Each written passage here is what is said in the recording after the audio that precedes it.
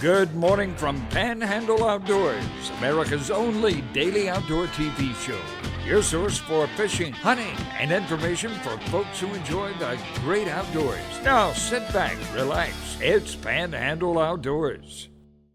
Good morning, folks. Welcome to Panhandle Outdoors. I'm Winston Chester. I'm glad you're here this morning. Got a great show lined up. We're wrapping up a good week, and I hope you enjoyed yesterday's guest. It was really special having those guys on, and they left me a box of stuff. I'm going to look through it in a minute. But let's go ahead and start with our weather, brought to us by Gulf Coast Air Conditioning. Drew Pollard, a hard-working crew, taking care of our everyday comfort needs. And how about being comfortable at a high of 86 degrees today and the low of 74? That's cool in more ways than one, if you excuse my pun, this early.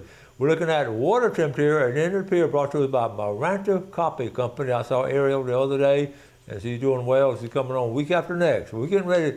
We're going to be part of the Destin Fishing Rodeo. She has us a little trip set up with a good group of folks, and I am looking forward to that in October, but we'll be talking about it.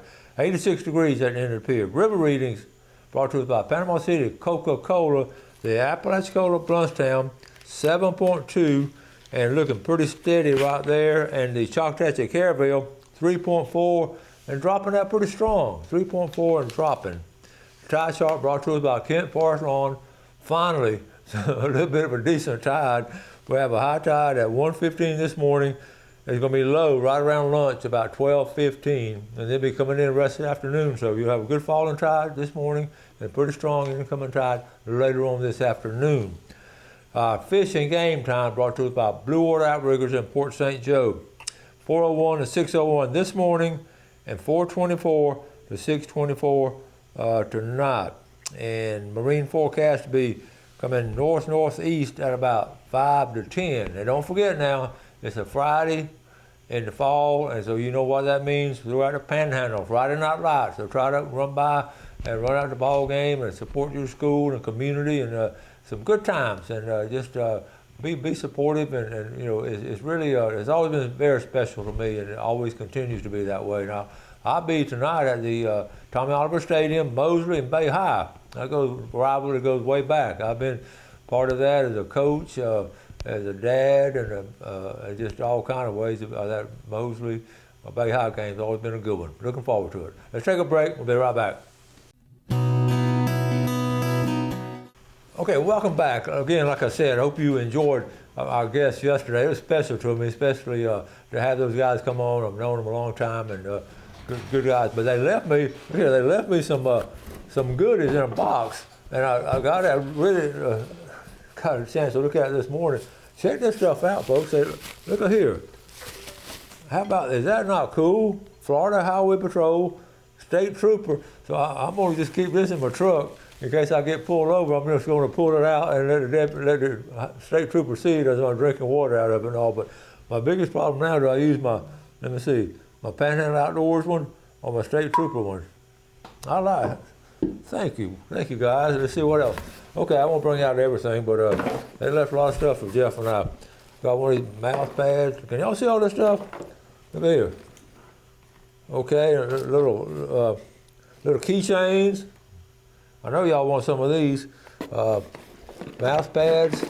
I got it. Okay, I got to put a sticker on. Okay, some stickers. I'm gonna put these on the back of my truck and car in case I get pulled again. I'm going to, and then hey, all kind of goodies. Thank you guys so much. The corns and good stuff. I appreciate that. I really enjoyed having. I'm gonna sit this right here. Look here. How's that? Okay. All right, let's get on with the show, outdoor show. But those guys love the outdoors. They're always hunting and fishing up there. And it was just, again, special having them. All right, here we go. We've got I was looking at, trying to catch up on everything. And let me see. Let's start out, because this is right around the corner. I promised Michael I would get to talk about it as much as we can.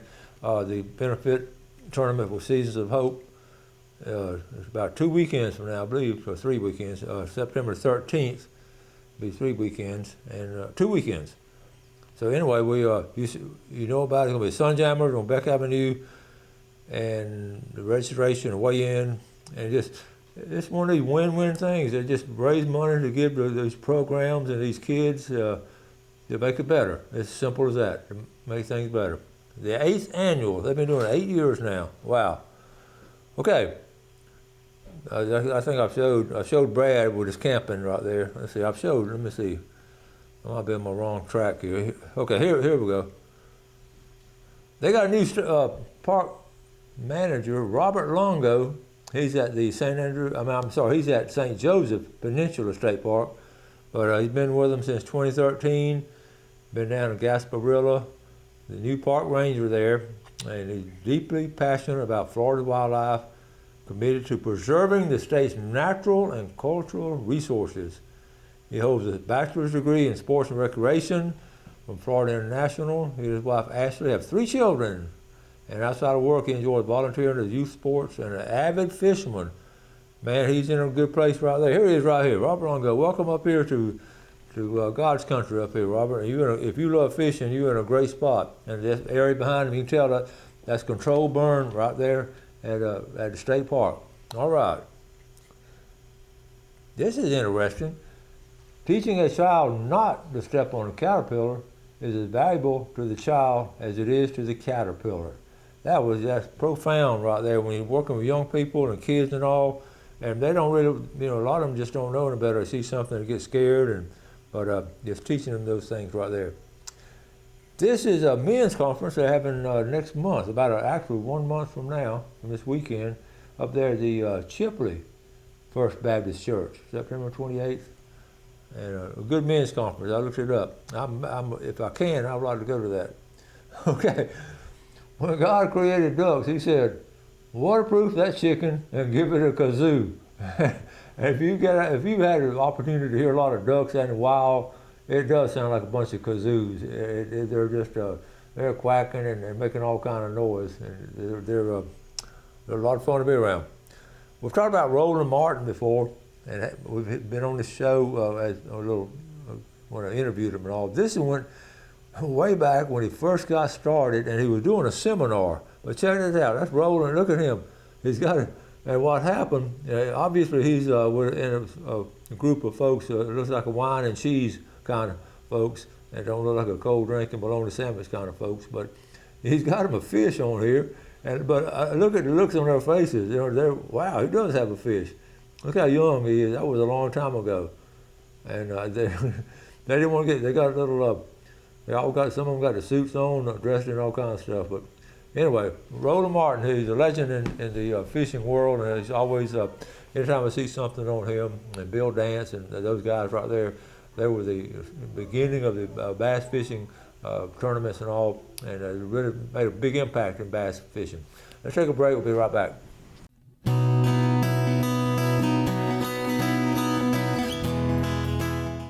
Okay, welcome back. I don't know if you saw the news or not, but the outdoor world lost a legend himself. Flip Pallett passed away. What a great show he had on. I remember watching him back in the early days, and he would say he actually passed away up in Thomasville. So he had a little bit of surgery, and he died from complications of the surgery, very unexpected. And I was reading up on him 2 days ago, and his secret to his TV show was he appealed to 18-year-olds to 80-year-olds, the whole spectrum. And on fly fishing, he would always say, I'm going to read it, heads up and shoulders back. Don't start your back cast until the line is straight and the fly is moving. And he was something else. Flip Pallett, he leaves his wife Diane, daughter Brooke, and brother Scott, and granddaughter. And here's a picture of old Flip right here. There he is right there. He was a great outdoorsman. He'd always say, more to come, bye for now. So anyway, our condolences to his family. And the city of Mexico Beach versus the Anglers won. In short, we won. It was thrown out completely. I think most of the city commission were against it even before it brought up. So thanks to the folks at Mexico Beach and the city commissioner for listening to their people instead of some other counties who didn't listen to people. Good job. Kenny Bostic, this is his son Robbie. Had Robbie in class. He said, Winston, Robbie went bullet netting for lobsters in Key Biscayne. They were down there. They used lights like floundering. He took his kids. He limited out with 6 apiece at 5 to 10 foot deep. So look at Robbie. I ain't seen him in a while. And he looks a lot like you, Kenny. But anyway, that's got to be fun, just getting those with a net with a light. All right. Now, okay, this popped back up. This is flesh-eating bacteria. This is local. Ben West, he's from Chipley, lives up in Wausau, and this is from Jane and Knowles, a family member. Stay out of the water. Bay Gulf and Franklin. Ben went crabbing and mullet fishing. Let me blow it back up so y'all can read it with me. Hope y'all. Okay. He went. Listen, this is at the Intercoastal Waterway in St. Joe. Early Saturday morning and began to feel excruciating pain. Sunday, this is bad. He was misdiagnosed Monday. They thought it was cellulitis because it's the same symptoms. You swell up like that. But he has contracted a flesh-eating bacteria and sedated. He's got a number of surgeries. It traveled in minutes. That's why we keep talking about how fast it goes. His blood pressure bottomed out. But God bless us with an empty emergency room and the best ER emergency room doctor, I'm going to call out these names, Jonathan Jones, because they don't get recognition. The top-notch infectious disease doctor, Dr. Bone. I personally know Dr. Bone. We've had some family experience with him. He is the best. Dr. Bone, I get tickled at his name because he's really a blood doctor, and I always kidded him being Dr. Bone, blood doctor. So anyway, she said, please stay out of the water. It's a nasty infection. And here's okay, right here. I'm assuming this picture here, there were several, I think there was 2 different infections. That may or may not be him, but this was from Lynn Gothard. Okay, so I wanted to get those in right there. So let me see what else. I've got some. It amazes me at the different things going on. I want to cover hunting. We'll do that later. Let's go back to this one here. We're talking about re-nourishing our forest and plants and trees, and talking about doing all kinds of things. And fall is coming up with fall planting season. And I always get excited about it. I always try to stick some trees in the ground in the fall. And I ran across this. This is right here. This up here at Blackwater River State Forest over in Munson. This is west of us, but a cool place. And what they do, I won't go through the whole thing. It's a seed orchard, and it's a part of the state forest there. And the Florida Forestry Service is right down the road. It tells how it does it. And they get the cones. So anyway, I got pictures, and I'm not going to read it. So I pulled up some pictures. So of course, you see these all over. As a kid in elementary school, we'd make turkeys out of those. That was my first love for those. And these are just naturally planted out there, no rows or anything. This is natural pine trees, which is cool. And what they'll do, those are almost grown. But this machine right here, during harvesting season, this specially designed vehicle grips and gently shakes the pines. I've seen this. They do this with the peaches too, I believe. But that machine, who would have ever thought they would have invented a machine to shake a tree? Just stop and think about that. So they adjust at different heights, and they start shaking it, and then they have a crew. You see all the ones on the ground there, and they have sort of cleaned up. And we just, I take it for granted, pine cones, I thought they're everywhere. But this is, like I say, this is a forestry lab. And then they put them, okay, these are the trays. I had no idea this process went on like this. The green ones are dried for up to 2 weeks, okay? So these are the trays they put them in a warehouse, a pole barn. Okay, now dry cones then go through the hopper and tumbler to extract the seeds. Did y'all know all this stuff? Okay, so that's a dry cone hopper. They'll put the green cones in there and it just shakes them up, and of course puts them on that conveyor belt. Okay, and then you see on the conveyor belt, they're going down the conveyor belt like that. That's just cool stuff. They got them bagged up. They distribute these. I think they sell them. You can order them. And this machine here, I'm not sure. It says this machine helps to remove the wing from the seeds during the processing. I think that's a little tip at the end that sort of is not part of the seed, is what I'm guessing. We'll have to get a forester guy to come in and tell us what that is. And then there's several machines. These are cleaning, they help clean the seed, and they put them in sizes and separate the good seeds from the bad seed. I was wondering last night when I was putting this together, how do they know how the bad seed looks? Because all those pine cones look almost the same to me.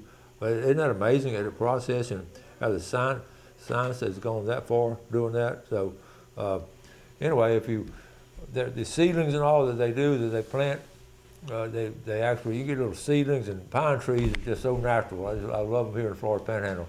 I'm not crazy about the ones all planted in a row, but they serve a purpose, and they're harvested and they go to the paper mill, and we wouldn't have things like this if we didn't have those trees. So they serve a purpose, but I just have a personal preference for the random ones when you're walking through the woods and see that.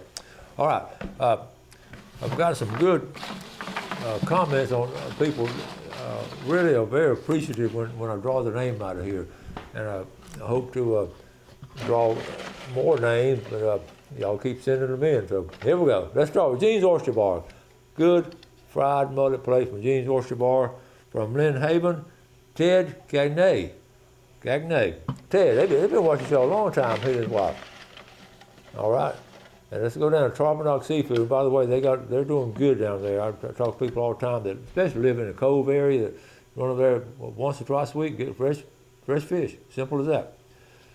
$20 goes to Lori St. Clair from Abe Springs. Cool place up there. Abe Springs, Lori St. Clair. And a big red snapper. And speaking of red snapper, I've told a story about the picture I showed this week of that big old 34-inch red snapper that was tagged 9 years ago. One of only 100 out of 100,000 that lived that long. All right, how about from Lynn Haven?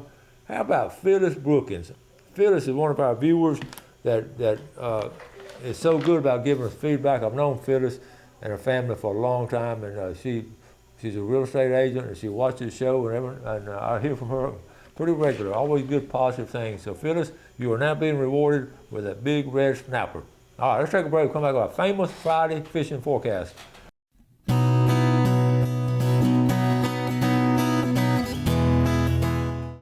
Okay, welcome back, and welcome to Famous Friday Fishing Forecast, brought to us by Jessica Ling, Insurance and Financial. We appreciate the support there, and we'll get Jessica on the show pretty soon.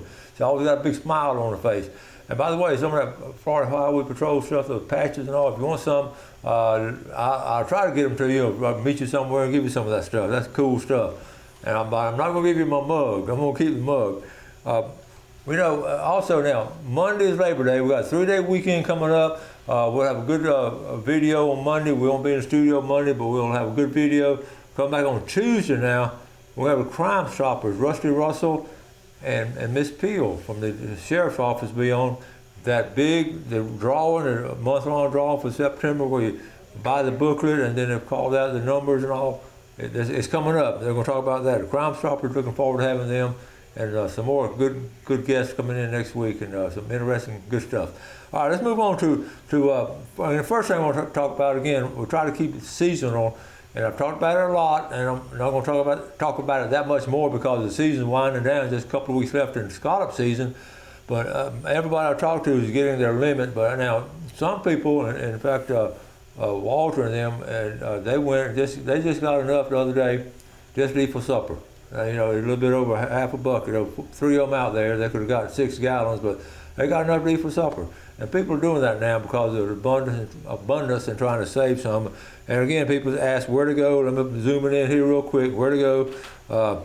Folks are again the eastern part of Black's Island has been good as the southern part has. Both of them have been really good. So. And then the Conch Island is real shallow over that Conch Island area. Right here, all through this area right in here. So get a chance to, but again now, if you have a open cut or something, or some kind of, if I had open cut, I would not go. In fact, Gail's not going to be able to go. She's had some little bit of skin stuff taken off. She's fine and everything, but she's not going to be able to get in the water. It just makes me sad with the abundance of the scallops this year. But anyway.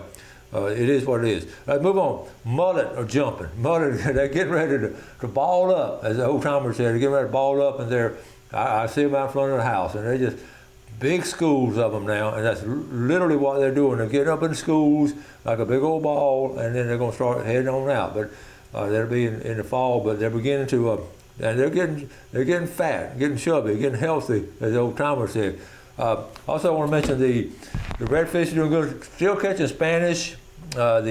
Again, everybody's talking about going early while it's still cool, but that little coolness in the air this week, I know it's got you excited if you got up early and felt it. Surf fishing still continues to be decent, not great, but decent, with some scattered redfish and some whiting. The jetties strong in the late summer. Jetties fishing strong on the outgoing tide.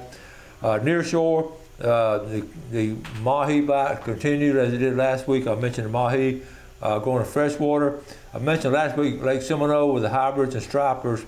Also, I was reading last night. I was reading a report from one of the captains that fishes there, and he's telling his clients this is a great time of year to catch a trophy bass from Lake Seminole. So and top water has been really producing. Choctawhatchee Bay again a good report on the redfish. And J.B. Hillard sent a note this week. He's still catching mullet, but hit and miss. So those mullet holes, they've been hit hard over there because there are only so many of them. And and when the word got out about 2 or 3 years ago, more and more people are going. So they've been hit hard. But mullet is prolific fish, and they really reproduce. The river, the fly hatch, again, I showed mayfly early part of the week. The mayfly hatch is spontaneous at different places. Next time you go fly fishing, do it in an honorable flip pallet, because he loved that kind of stuff, and he was good about it. Okay, so wrapping things up, at the pier, I didn't mention the pier, they're catching some kings, but again, the big deal, they're still catching Spanish, and the Spanish in the bay right outside the pass, and Spanish off the pier. And again, they're coming in school really fast. So we're getting ready for that fall run, and no special place yet. The tarpon, again, is slowing down. The tarpon bite is slowing down, and they're going to be moving back into deeper water, and they're going to be headed south pretty soon. But man, what a great summer of tarpon fishing. I would encourage you, if you want to give a gift or something, give some of our local guys, and give a gift to a friend who loves it, to go tarpon fishing next year. Now, wrap it up. Been a good week. I appreciate your viewership. Y'all do something good for someone else this weekend. You have a great weekend. Enjoy the outdoors, and let's take care of it. God bless. Thanks for watching America's only daily outdoor TV show, Panhandle Outdoors with Winston Chester, featuring hunting, fishing, and other activities and information to help you enjoy the great outdoors. Join us next time for Panhandle Outdoors.